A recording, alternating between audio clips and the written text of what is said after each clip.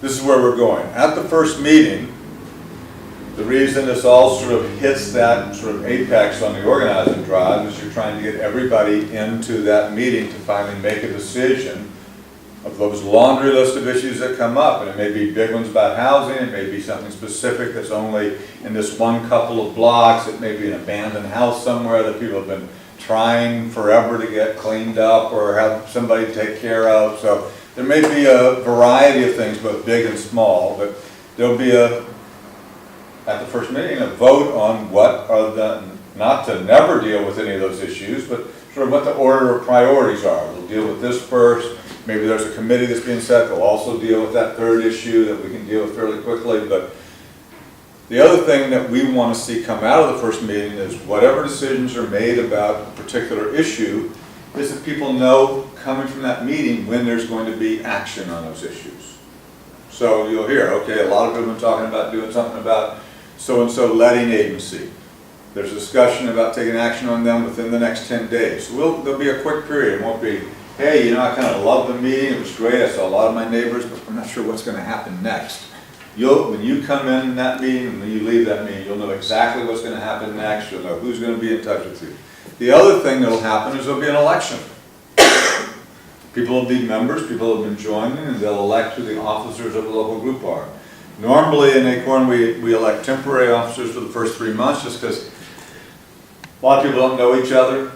You know, you don't want to delay the elections because this is sort of an ad hoc organizing committee. We're building a democratic organization. So, you know, there can be another election in 3 months once people know, and people get enthusiastic. Sometimes people get so excited, yeah, I'm glad to be the treasurer of the organization. You know, for the second meeting, you find out, you know, God, I can't even come to the meeting. You're always going to meet on, you know, Wednesday nights. I'm working Wednesday nights. I'll never be able to, you know, so we try not to make it too burdensome. We do want to move to elections.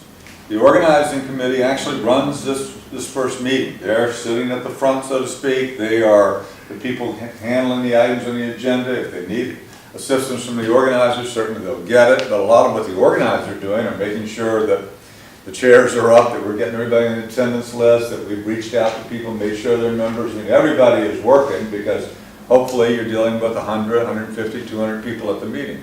But you do want an election of officers. So, not surprisingly, many of the officers are elected. I mean, somebody made this point earlier about when you're doing the work, people get to see you. Not surprisingly, and this is one of the things that are reasons why we reach out so aggressively to all these gatekeepers, community leaders in the beginning, is it's a sweat equity operation. If you're seeing somebody who maybe has never been out of the house, but all of a sudden is, you know, doing home visits throughout 5 or 6 roads in the neighborhood, and you get there and you're thinking, well, you know, gee, who could be a good second? Well, how about, you know, Mr. Smith or, you know, Miss Jones or whatever, who she's the one who visited with me, would you be willing to be? So a lot of the organizing committee members end up being officers in the first election, not surprisingly. The point is, you want to get to this point where people are focused and they know, just as the first early questions when we were being tested starting that the issues that are chosen are broadly representative of what people have been saying in the neighborhood, but there's also, if my issue wasn't the one picked, I know we're going to get to that.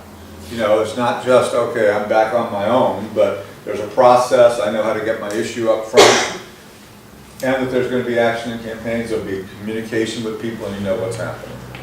So, in this period of between, you know, 6 weeks and 3 months where we set up each organization, you end up at that time with a real membership, real officers, actions that are in the name of that Easton Community Organization, and something that you know is really being effective in terms of response and action and reaction from whatever those targets are in the campaign.